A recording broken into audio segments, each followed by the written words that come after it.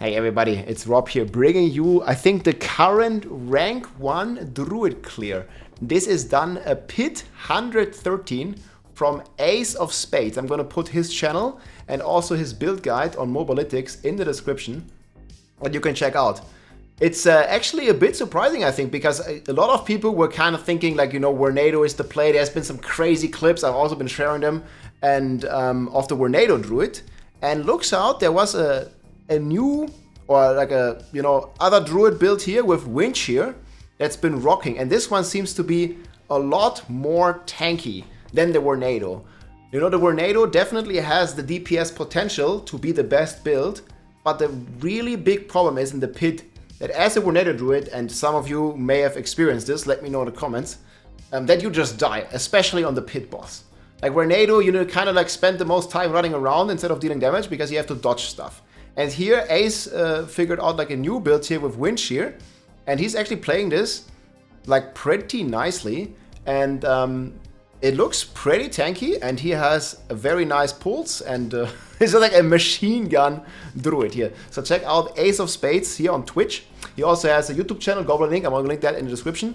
And yeah, this is basically the build with Godslayer and everything, so pretty cool. The planner will also be there. And I will just like watch the footage here.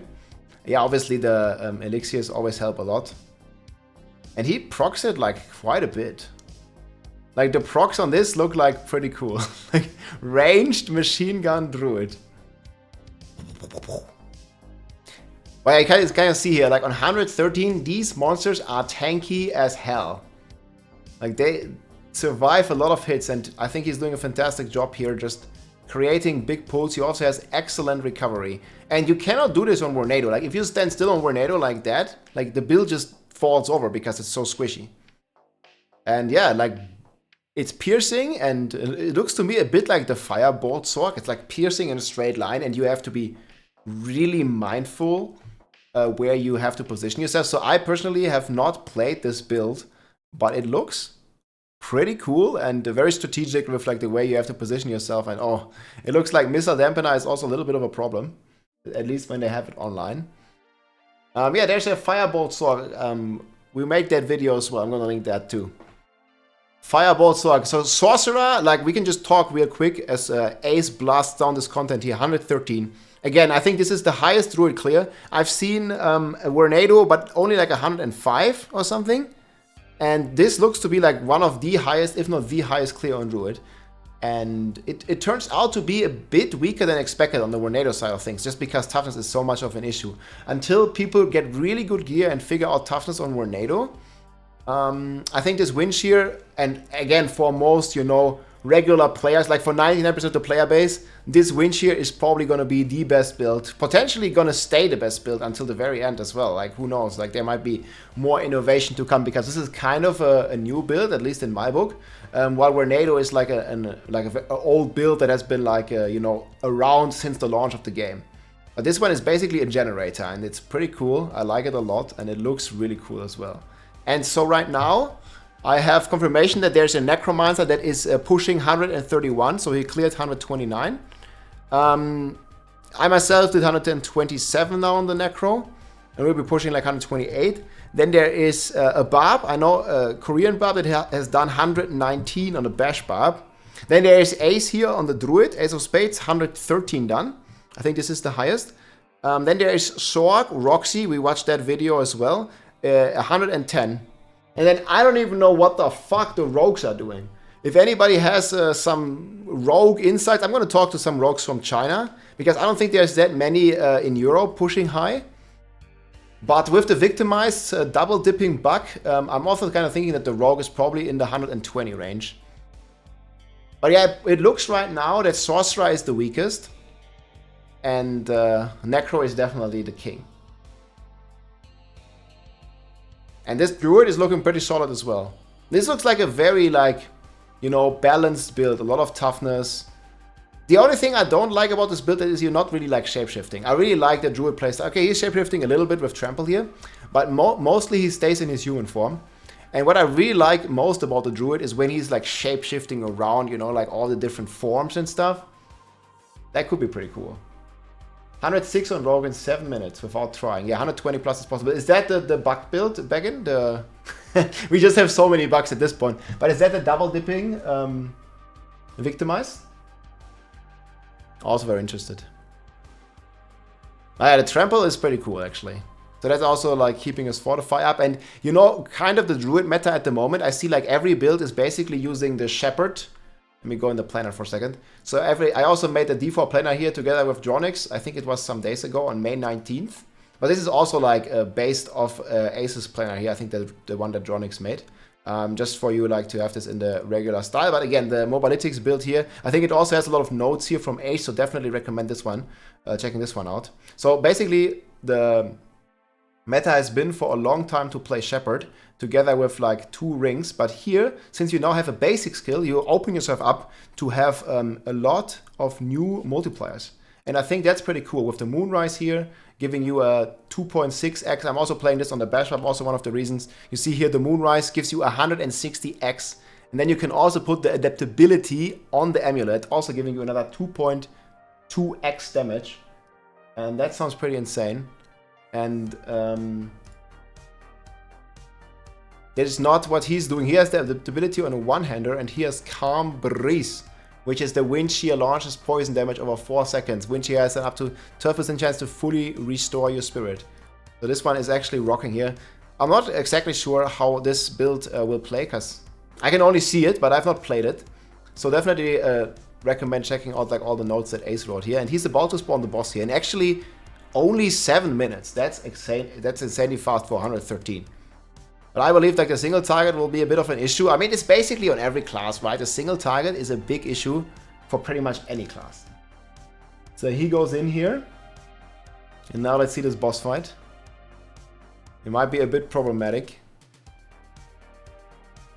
Well, he has so much stagger. Look at the stagger bar just going up. It's ramping. Well, at least as strong as Druid build. Yeah, Thorns Barb might also have potential, but the 119 clear is done on a Bash Barb.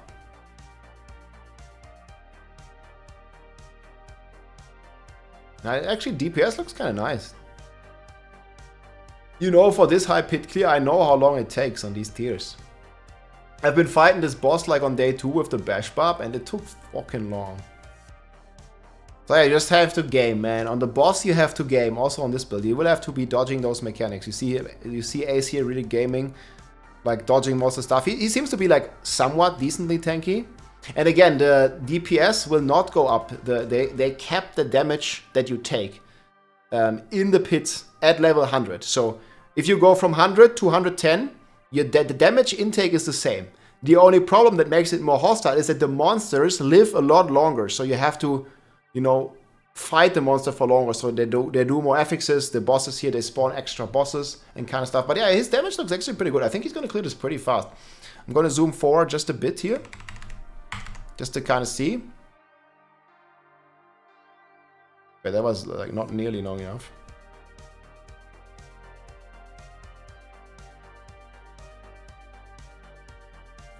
Okay, so I guess the boss fight is taking quite a bit.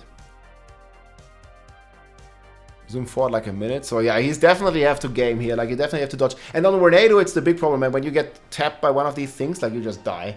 So the Werenado can't deal a lot of his potential damage. And then there's Lilith here, good trample. You gotta like save those stuff. Yeah, I kind of wish that they would do a leaderboard. They haven't really done any of this yet. But I think Joe Popora in the interview hinted at it slightly, that we might see a pit leaderboard soon-ish. We just haven't yet. And I don't understand like why there is a leaderboard for the gauntlet, man, and not for the pit. Like if anything, just make a leaderboard for the real end game. And yeah, the gauntlet is just this like speed farm 70, where you just play around the pylons and yeah.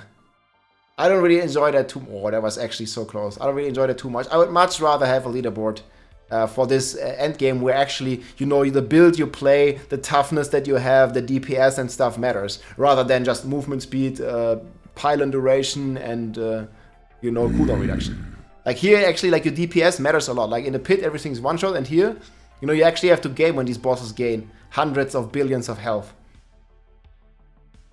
Yeah, this build will also struggle though in 120. Like this boss, according to our data, has like triple the health.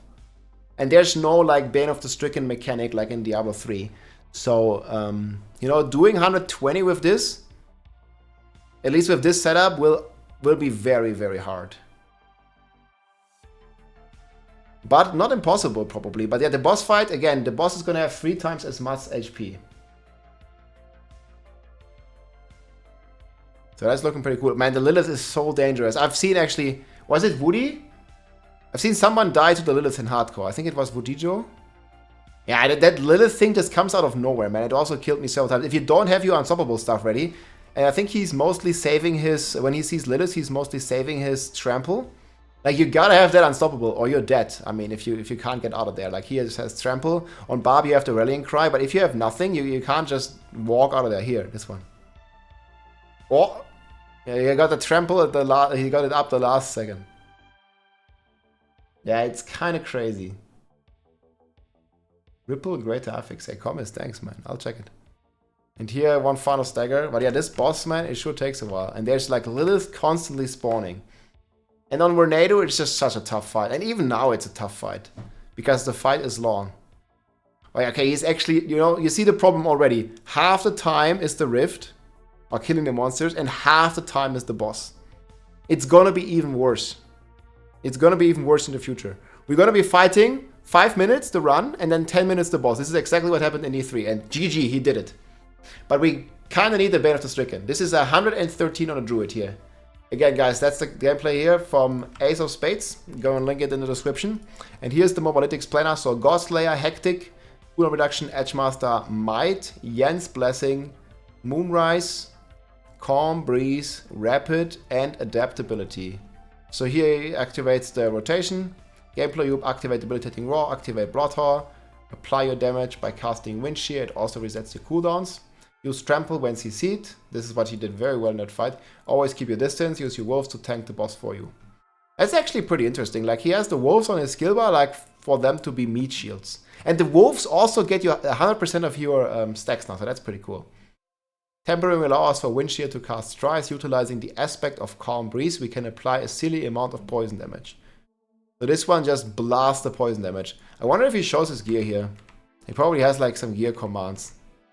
Yeah, I can't show you his exact gear right now. Oh, wait, he's hovering something. I think he's only looking at some boots. But yeah, we can see here that he has triple masterworked a lot of his gear already. So it's like a fairly min-max build, and 113. Looks pretty cool. Skill tree looks like this.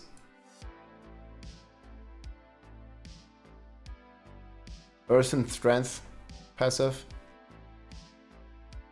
And then the Paragon board. Territorial in the starter board. Then he's rocking Keeper here in the Thunderstruck node. And then I like this. This is like very efficient Paragon board pathing. We used to do this like back in Season 1 as well. And this is the heightened analysis. Allows you to basically get the bonuses here. You see he has the bonus from this node here. Giving him even more life. That's pretty cool.